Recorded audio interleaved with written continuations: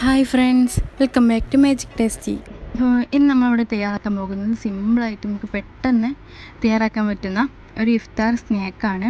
ഇതെങ്ങനെ തയ്യാറാക്കാൻ നോക്കാം. അപ്പോൾ അതിന് മുമ്പായിട്ട് നമ്മുടെ ചാനൽ ഇതുവരെ സബ്സ്ക്രൈബ് ചെയ്യാത്ത കൂട്ടുകാരുണ്ടെങ്കിൽ ഒന്ന് സബ്സ്ക്രൈബ് ചെയ്യണേ, കൂടെയുള്ള ബെല്ലൈക്കണും കൂടെ ഒന്ന് അമർത്തണേ. എന്നാലേ ഞാൻ ഇനി അപ്ലോഡ് ചെയ്യുന്ന വീഡിയോസ് നിങ്ങൾക്ക് നോട്ടിഫിക്കേഷനായിട്ട് കിട്ടുകയുള്ളൂ. അപ്പോൾ ഇനി വീഡിയോയിലേക്ക് കിടക്കാം.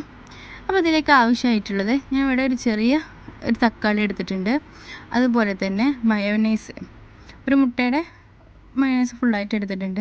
അതുപോലെ തന്നെ ഒരു വലിയുള്ളിൻ്റെ പകുതിയോളം എടുത്തിട്ടുണ്ട്. പിന്നെ ഒരു കപ്പ് ക്യാബേജ്, അതുപോലെ തന്നെ മീറ്റ്, അത് ബീഫാണ് കേട്ടോ. പിന്നെ ഇത് തയ്യാറാക്കി നോക്കാം. അതിന് വേണ്ടിയിട്ട് ക്യാബേജ് ബൗളിലേക്ക് ഇട്ട് കൊടുക്കാം.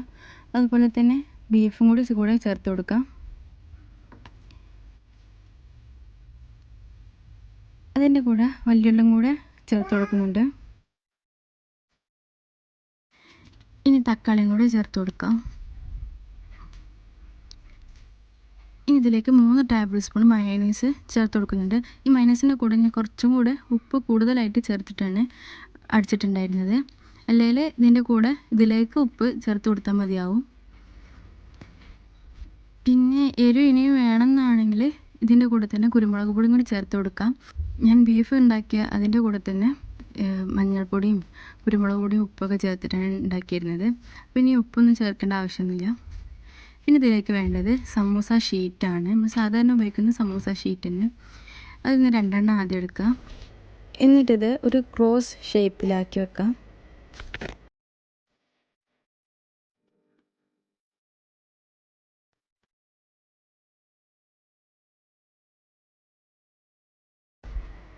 ഇനി നമ്മൾ നേരത്തെ മിക്സ് ചെയ്ത് വെച്ച മസാലേൻ്റെ കൂട്ട് ഇതിൻ്റെ സെൻട്രലായിട്ട് ഇട്ട് കൊടുക്കാം.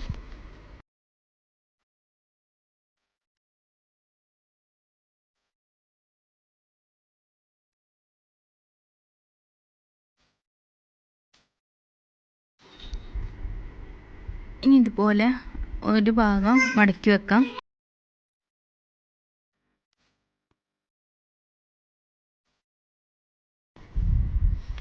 ഇനി ഇതിൻ്റെ മുകളിലായിട്ട് മൈദയും വെള്ളവും കൂടി ചേർത്തിട്ടുള്ള മിക്സ് ഇതിന് മുകളിലായിട്ട് തേച്ച് കൊടുക്കാം, ഒന്ന് ഒട്ടി പിടിക്കാൻ വേണ്ടിയിട്ട്. എന്നിട്ട് മറ്റേ ഭാഗം കൊണ്ട് ഇതിൻ്റെ കൂടെ മടക്കി വെക്കാം.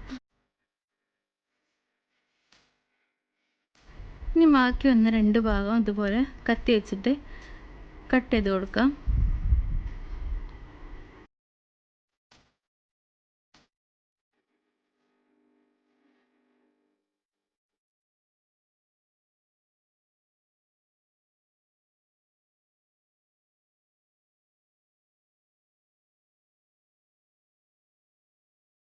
ഇനി ഇത് വീഡിയോ കാണുന്ന പോലെ തന്നെ ഓരോന്നോരോന്നായിട്ട് മടക്കി വെക്കാം.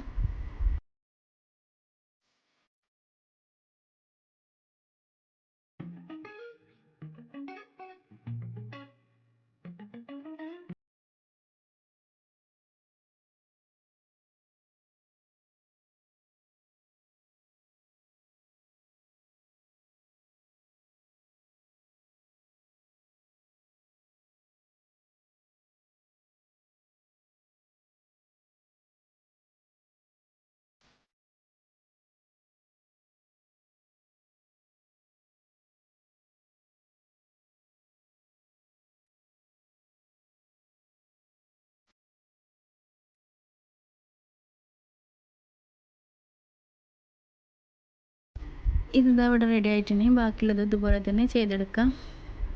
ഇനി ഇത് ഫ്രൈ ചെയ്തെടുക്കാം. അതിന് വേണ്ടിയിട്ട് ഒരു പാന് വെച്ചിട്ടുണ്ട്. അതിലേക്ക് ഓയിൽ ഒഴിച്ച് കൊടുക്കുക. ഓയിൽ ചൂടായതിന് ശേഷം ഇത് ഓരോന്നായിട്ട് ഇട്ട് കൊടുക്കുക. ഒരു മീഡിയം ഫ്ലെയിമിലായിരിക്കണം കേട്ടോ വേണ്ടത്.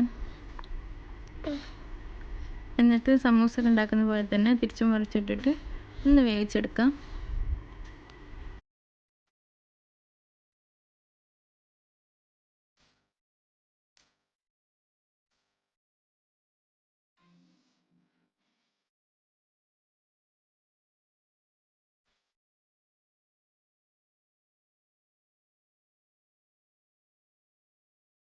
അപ്പോൾ ഇതിവിടെ റെഡി ആയി വന്നിട്ടുണ്ടെങ്കിൽ ഇത് പാത്രത്തിലേക്ക് സേവ് ചെയ്യാം. ബാക്കിയുള്ളതും കൂടി ഇതുപോലെ തന്നെ ചെയ്തെടുക്കാം. അപ്പോൾ നമ്മുടെ സ്നാക്ക് റെഡി ആയിട്ടുണ്ട്. എല്ലാവരും ഒന്ന് ട്രൈ ചെയ്ത് നോക്കുക. നമുക്ക് സിമ്പിളായിട്ട് തന്നെ തയ്യാറാക്കി എടുക്കാൻ പറ്റുന്നത്, അതുപോലെ തന്നെ നല്ല അടിപൊളി ടേസ്റ്റുമാണ്. തീർച്ചയായിട്ടും നിങ്ങൾക്കൊക്കെ ഇഷ്ടപ്പെടും. എല്ലാവരും ഒന്ന് ട്രൈ ചെയ്ത് നിങ്ങളുടെ ഫീഡ്ബാക്ക് അറിയിക്കണേ. പിന്നെ നമ്മുടെ ഈ വീഡിയോ ഇഷ്ടപ്പെട്ടാൽ ലൈക്ക് ചെയ്യാനും ഷെയർ ചെയ്യാനും മറക്കരുത്. അതുപോലെ തന്നെ നമ്മുടെ ചാനൽ ഇതുവരെ സബ്സ്ക്രൈബ് ചെയ്യാത്ത കൂട്ടുകാരുണ്ടെങ്കിൽ ഒന്ന് സബ്സ്ക്രൈബ് ചെയ്യണേ. കൂടെയുള്ള ബെല്ലൈക്കണും കൂടെ ഒന്ന് അമർത്തണേ. എന്നാലേ ഞാൻ ഇനി അപ്ലോഡ് ചെയ്യുന്ന വീഡിയോസ് നിങ്ങൾക്ക് നോട്ടിഫിക്കേഷനായിട്ട് കിട്ടുകയുള്ളൂ. അപ്പോൾ ഇതുപോലത്തെ പുതിയ റെസിപ്പീസുമായിട്ട് വീണ്ടും കാണാം. Bye bye.